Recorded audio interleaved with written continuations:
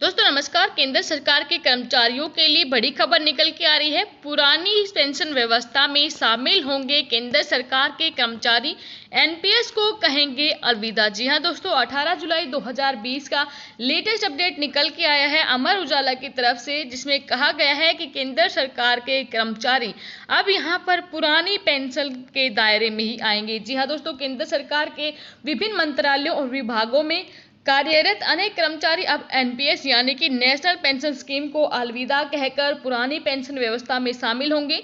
केंद्र सरकार ने गत फरवरी में इस संबंध में जमीनी स्तर पर लागू करने के लिए योग्य कर्मियों से आवेदन मांगे थे। इसके बाद जब अनेक मंत्रालयों और विभागों ने अपने आवेदन जमा कराए तो उसमें से कई तरह के सवाल खड़े हो गए हैं। अभी तक जितने भी मुद्दे उठे हैं, सरकार ने उन सभी को लेकर स्पष्टीकरण भी दिया है। इस योजना में वे कर्मचारी शामिल हो सकते हैं जिनकी भर्ती प्रक्रिया 1 जनवरी 2004 से पहले पूरी हो गई थी, लेकिन किसी कारणवश वे उक्त तिथि पर या उससे पहले ड्यूटी ज्वाइन नहीं कर पाए थे।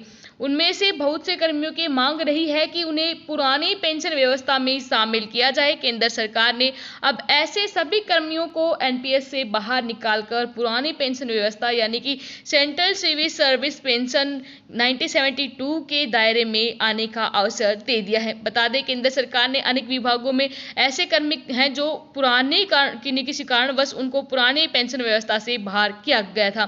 दरअसल सरकार के नियम के अनुसार जो भी कर्मी 1 जनवरी 2004 के बाद किसी भी विभाग में नियुक्त हुआ है उसे नेशनल पेंशन स्कीम में शामिल किया गया है। इस तिथि से पहले जितने भी कर्मी या अधिकारी सरकारी सेवा में आए हैं उन सभी को पुरानी पेंशन व्यवस्था के फायदे मिलते हैं। सरकारी कर्मचारी एनपीएस में आने से खुश नहीं हैं। आर्थिक फायदे के लिहाज से उन्हें पुरानी पेंशन व्यवस्था ही बेहतर लगती है। इस मांग को लेकर अनेक कर्मचारी एसोसिएशन आए दिन सरकार को ज्ञापन देते रहते हैं।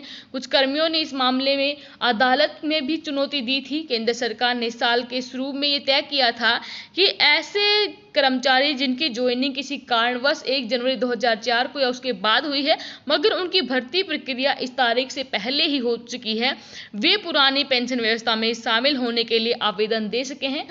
केंद्रीय कर्मियों को 31 मई 2020 तक आवेदन देना था। संबंधित विभागों ने जब इन आवेदनों की जांच की तो काफी सारे सवाल यहां पर खड़े हो गए हैं। कर्मचारियों ने कई मुद्दों पर विभाग से सवाल पूछा था। जैसे कर्मचारियों ने पूछा कि उन्होंने 1 जनवरी 2004 के बाद नौकरी ज्वाइन की थी, लेकिन उनकी भर्ती से संबंधित प्रक्रिया इस तारीख से पहले ही पूरी हो चुकी थी। बाद में उन्होंने ज्वाइनिंग के कुछ समय बाद सरकारी नियमों का पालन करते हुए दूसरा विभाग ज्वाइन कर लिया। इसका मतलब कि कर्मियों ने अपने विभाग की इजाजत लेकर नई नौकरी ज्वाइन की थी। अब उन्होंने पूछा कि क्या अब उनके आवेदन पर विचार होगा। डीओपीटी की ओर से कहा गया है अगर उन्होंने नियम के अनुसार अपनी जॉब बदली है तो उनका आवेदन मान्य होगा। इस बाबत विभाग निर्णय लेगा कि उसका आवेदन आगे भेजा जाए या फिर नहीं। हालांकि कमेटी उसके आवेदन पर विचार करेगी बशर्ते वह सभी मापदंडों को पूरा करता हो। ऐसे मामले में पुराने विभाग की पेंशन और ग्रेजुएटी आदि का क्या होगा, इस बाबत संबंधित विभाग की कमेटी दिशा निर्देश देगी। क्या मृत कर्मियों के परिवारजन का आवेदन आगे बढ़ाया जाएगा, ये क्वेश्चन भी आया है। ऐसे केस में कमेटी फैसला लेगी। यदि किसी कर्मी को सहानुभूतिशील मामले के आधार पर नौकरी मिली है और उसने भी इस ड्राइव में आवेदन किया है, ऐसे विभाग क्या करेगा। इस तरह के मामले में भी वही मापदंड रहेंगे कि उनकी ज्वाइनिंग भले ही 1 जनवरी 2004 के बाद हुई है मगर उसके चयन से जुड़ी सारी औपचारिकताएं 31 दिसंबर 2003 को या उससे पहले पूरी कर ली गई थी। ऐसे मामले स्क्रीनिंग या फिर सिलेक्शन कमेटी की सिफारिश पर आगे जाएंगे। सभी मंत्रालयों व विभागों से कहा गया है कि वे जल्द से जल्द ऐसे कंटेंट सामने लाएं ताकि इस योजना को समय पर लागू किया जा सके। साथ ही ऐसे केस कंट्रोलर ऑफ अकाउंट, पे एंड अकाउंट ऑफिस या उसके नीचे के दूसरे कार्यालयों को भेजे जाएं। जिन कर्मियों के सभी दस्तावेज पूरे होंगे उन्हें सेंट्रल सिविल पेंशन नियमावली 1972 के दायरे में लाया जाएगा। केंद्र सरकार 30 सितंबर 2020 तक इस बाबत फाइनल आदेश जारी करेगी। जो कर्मचारी एनपीएस से पुरानी पेंशन व्यवस्था में शामिल होंगे उनका एनपीएस खाता 1 नवंबर 2020 से स्थायी तौर पर बंद कर दिया जाएगा। तो ये थी आज की हमारी महत्वपूर्ण अपडेट। वी होप वीडियो में दी गई जानकारी आपके लिए वैल्यूएबल होगी। फिर हाजिर होंगे आपके सामने लेटेस्ट अपडेट के साथ। तब तक के लिए बने रहे हमारे साथ। धन्यवाद। जय हिंद, जय भारत।